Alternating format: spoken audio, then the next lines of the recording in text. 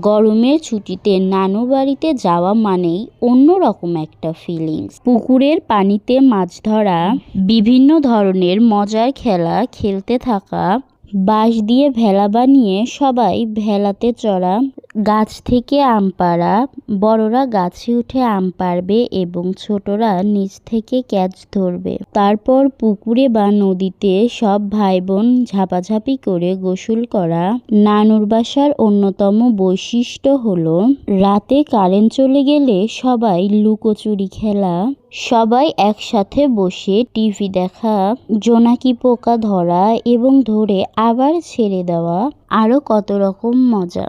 মাটিতে কোট বানিয়ে কত রকম খেলা। রাতে একসাথে বসে গল্প করা ও জ্যোৎস্না দেখার মজাটাই আলাদা।